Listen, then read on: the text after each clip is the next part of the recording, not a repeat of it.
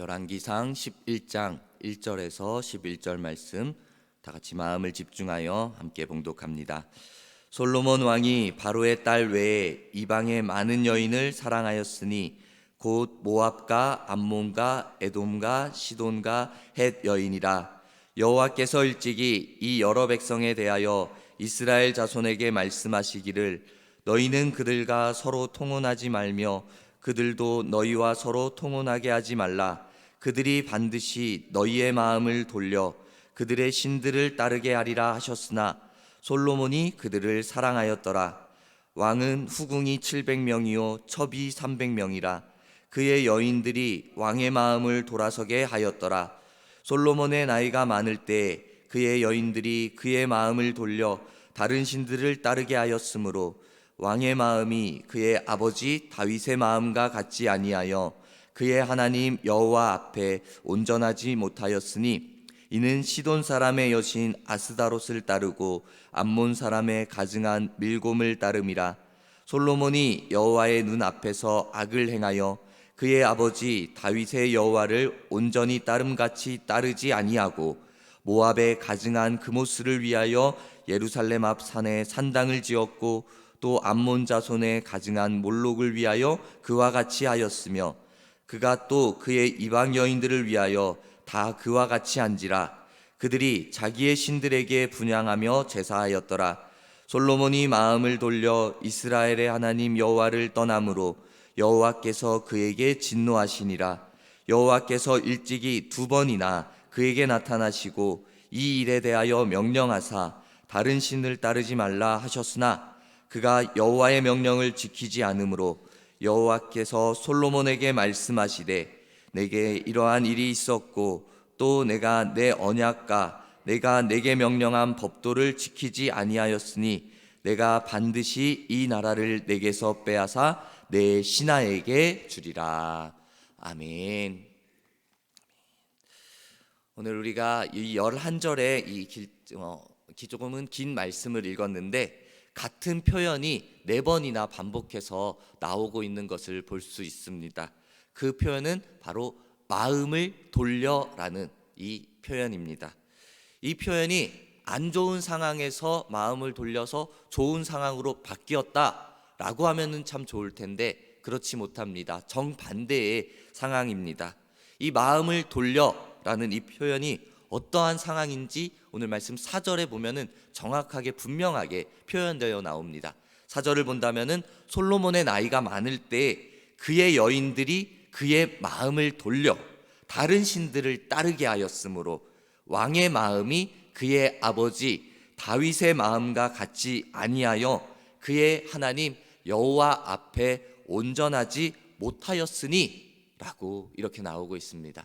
이 상황이 정확합니다. 솔로몬의 마음이 이제 돌려서 다른 신들을 떠나 있는 것입니다. 다른 신들을 섬기고 있는 겁니다. 다른 신들은 우상입니다. 악한 것들입니다.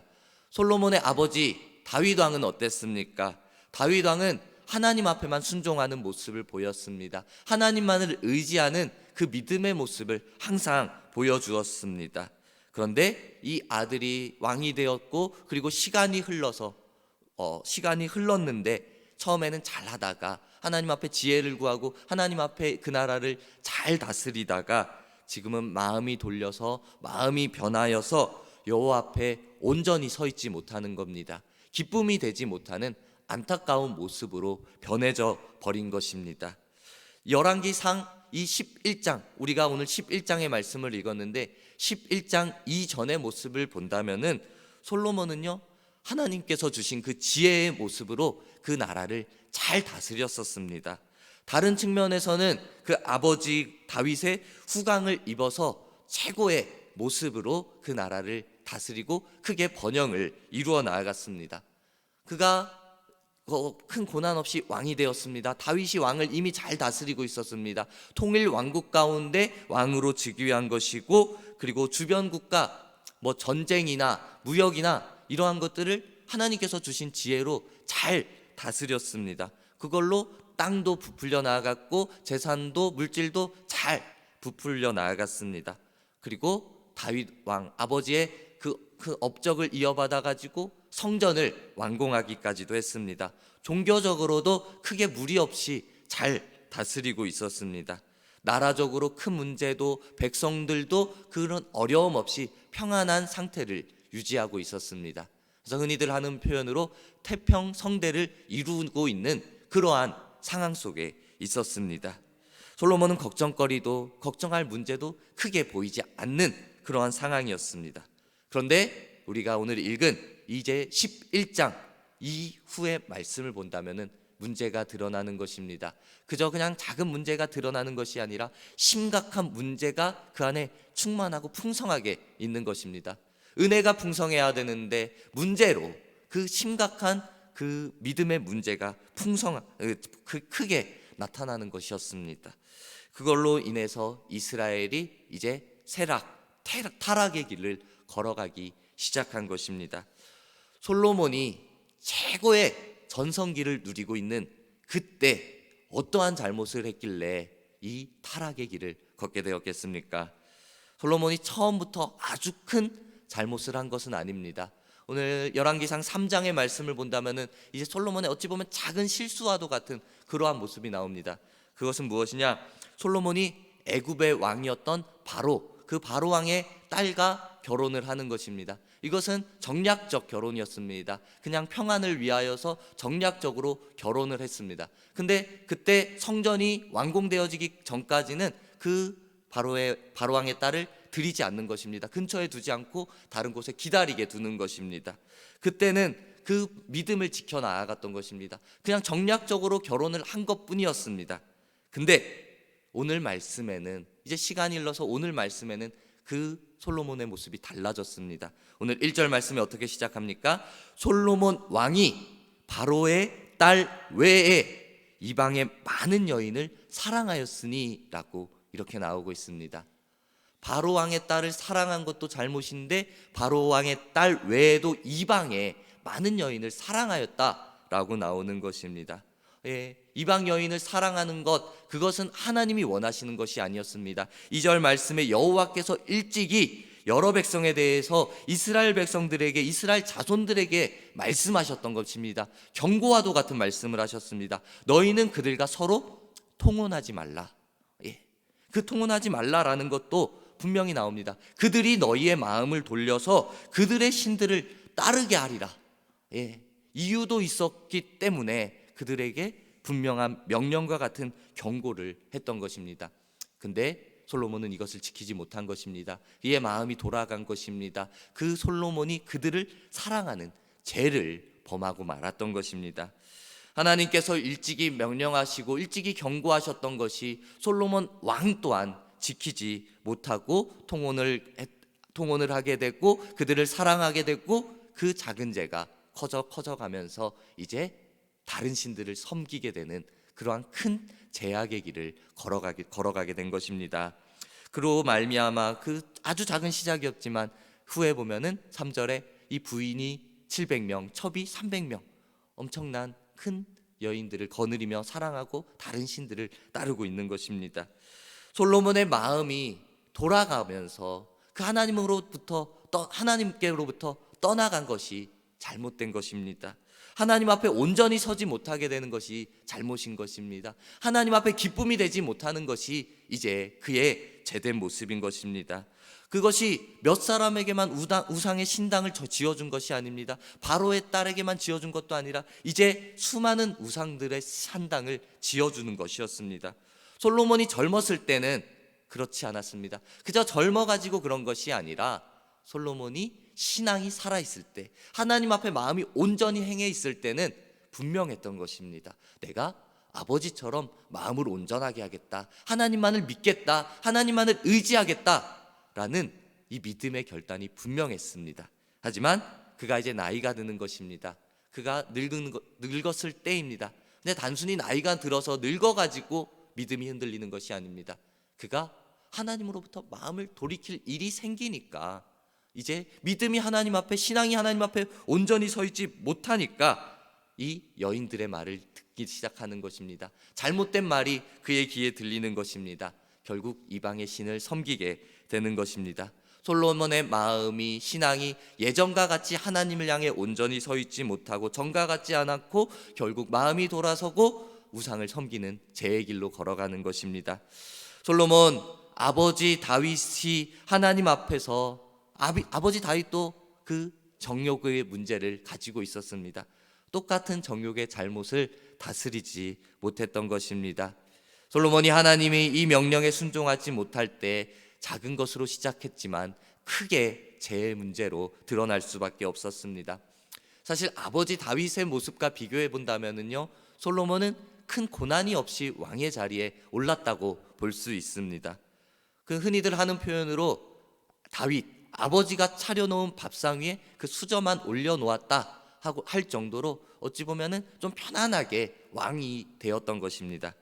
그 고난은 다윗 아버지가 겪고 솔로몬은 그에 대한 복을 누리는, 그런 복을 누릴 수 있는 상황이었습니다. 분명히 솔로몬도 하나님을 향하여서 올바른 기도를 드렸습니다. 하나님, 내가 이 나라를 잘 다스릴 수 있도록 그 지혜를 주시옵소서라는 올바른 기도를 받고 하나님께서 허락해 주신 그 복과 은혜를, 그리고 그 나라의 번영을 누릴 수 있었습니다. 그리고 성전 건축의 사명도 있었기에 그 솔로몬은 그 사명을 이루어가며 번영과 복을 누렸었던 것입니다. 근데 백성을 다스리면서 자기의 이익을 위해서가 아니라 자기의 백성들에게, 아니 하나님의 백성들에게 그것들을 주기 위해서 더욱더 노력하고 하나님의 뜻을 구하며 기도했던 사람이었습니다. 그런데 그 하나님이 주신 이 부귀영화를, 그것을 누리고 그것을 보존하고 더 크게 만들려고 하다가 보니까 중요한 것을 잃어버리는 것입니다. 자신이 이렇게 큰 복을 누리게 된 가정 가운데 다윗 아버지의 고난의 모습이 있었습니다. 그리고 아버지가 지켰던 성결의 모습도 있었습니다.